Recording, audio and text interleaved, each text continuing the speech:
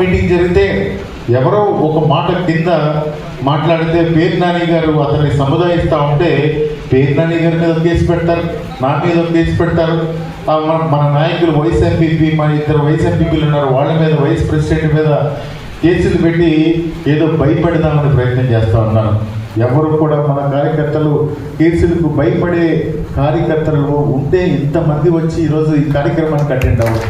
ఎప్పుడు కూడా మన రాజశేఖర రెడ్డి గారి స్ఫూర్తిని తీసుకుని జగన్మోహన్ రెడ్డి గారి నాయకత్వంలో ముందుకు వెళ్తా ఉన్నాం. చాలామంది అంటూ ఉంటారు, చాలామంది జగన్మోహన్ రెడ్డి గారు కార్యకర్తలను పట్టించుకోలేదు, జగన్మోహన్ రెడ్డి గారు కార్యకర్తలకు ఏం చేశాడని మనం మాట్లాడతారు. జగన్మోహన్ రెడ్డి గారు ఒకటే ఎన్నికల ముందు ఒకటి ఆలోచించారు, మనం ఎవరికి కూడా కులం చూడకూడదు, మతం చూడకూడదు, అందరికీ కూడా సంక్షేమ కార్యక్రమాలు ఇస్తాం. అంతకు ముందు జన్మభూమి కమిటీలు పెట్టి ప్రజలను ఇబ్బంది పెట్టారు, మనం అందరికీ కూడా ఇవ్వాలి అనే ఒక ఆలోచన వలన ఈరోజు చంద్రబాబు నాయుడు గారు మాట్లాడతారు, తెలుగుదేశం పార్టీ వాళ్ళకే పనులు చేయండి, వైఎస్ఆర్ కాంగ్రెస్ పార్టీ నాయకులకు పనులు చేయొద్దని చెప్పడానికి ఆయన ఈ రాష్ట్రం ఆయన అబ్బ సొత్తు మాత్రం కాదని చెప్పి మాట్లాడేస్తాం. ఈ ప్రజాస్వామ్యంలో డాక్టర్ బిఆర్ అంబేద్కర్ గారు రచించినటువంటి రాజ్యాంగం ప్రతి పౌరుడికి కూడా కొన్ని ప్రాథమిక హక్కులు ఇచ్చిన పరిస్థితులన్నీ కూడా మనందరం ఒక్కసారి చూడాల్సిన అవసరం ఉంది. విద్య అనేది ప్రాథమిక హక్కు. ఆ విద్య విషయంలో జగన్మోహన్ రెడ్డి గారి ఆ రోజు రాజశేఖర రెడ్డి గారు ఫీజు రియంబర్స్మెంట్ తీసుకొస్తే ఈరోజు ఎంతో మంది విద్యార్థులు బ్రహ్మాండంగా చదువుకుని సాఫ్ట్వేర్ ఇంజనీర్లై వర్క్ ఫ్రమ్ హోమ్ చేసుకుంటా ఉన్నారు.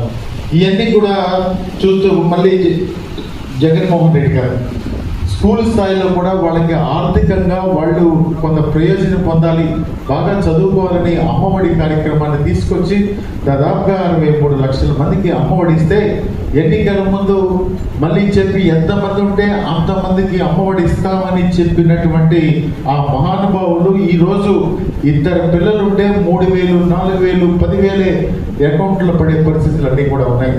మీకు బడ్జెట్ ఏమో చాలా పెద్ద బడ్జెట్ ఉంటుంది, కానీ మీరు అమ్మఒడి కార్యక్రమానికి 8,000 కోట్లు పెట్టి కనీసం ఇప్పటికి 2,000 కోట్లు కూడా విద్యార్థుల అకౌంట్లో వేసిన పరిస్థితి లేవని చెప్పుకోవడం మనం చేస్తా ఉన్నాం. ప్రతి విషయంలో కూడా మోసానికి బ్రాండ్ అంబాసిడర్ చంద్రబాబు నాయుడు గారు అని చెప్పి తెలియజేస్తా ఉన్నాం.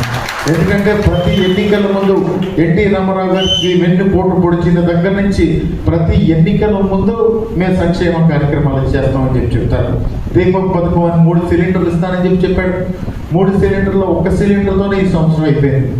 అదేవిధంగా 1500 ఆడపిల్లలకు ఇస్తేనక నేను అచ్చెన్నాయుడు గారు చెప్తా ఉన్నాడు, ఈ రాష్ట్రాన్నే అమ్మేసుకోవాలని చెప్పి చెప్తా ఉన్నాడు. నీకు తెలీదా? నువ్వు వాగ్దానం చేసినప్పుడు తెలీదా?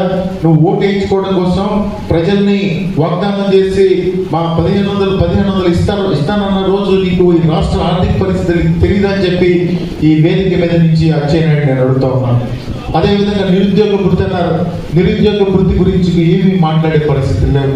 ఉచిత బస్సు అన్నారు, ఉచిత బస్సు అంటే మేమందరం అనుకున్నాం ఇక్కడి నుంచి వైజాగ్, ఇక్కడి నుంచి హైదరాబాద్ కూడా ఉచితంగా పంపిస్తారేమో అనుకున్నాం. కానీ ఈ జిల్లాలో పామూరు నుంచి విజయవాడ నుంచి గుడివాడకు మాత్రమే ఉచితంగా ఆగస్టు 15 తర్వాత ఇస్తారంట. మరి చూడాలి.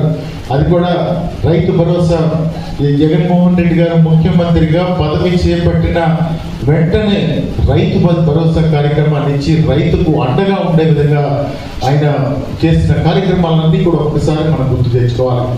అదేవిధంగా ప్రతి గ్రామంలో కూడా పాలనా వ్యవస్థని ఒక గాడిన పెట్టి ఆ రోజు పెద్దలు ఏదైతే కలలు కన్నారో గ్రామ స్వరాజ్యం రావాలని చెప్పి ఆ రోజు ఏమైతే గాంధీ గారు కలలు కన్నారో ఆ దిశగా ప్రతి గ్రామంలో కూడా ఒక సచివాలయం, ఒక రైతు భరోసా కేంద్రం, ఒక వెల్నెస్ సెంటర్ అంటే 3 బిల్డింగులు అంటే దాదాపుగా ఒక్కొక్క ఊర్లో ₹1 కోటి సామాజిక ఆస్తులు అంటే 30 సంవత్సరాలకు సరిపడా సామాజిక ఆస్తులు సమకూర్చిన ఘనత జగన్మోహన్ రెడ్డి గారిని చెప్పి మనం చేస్తా ఉన్నాం.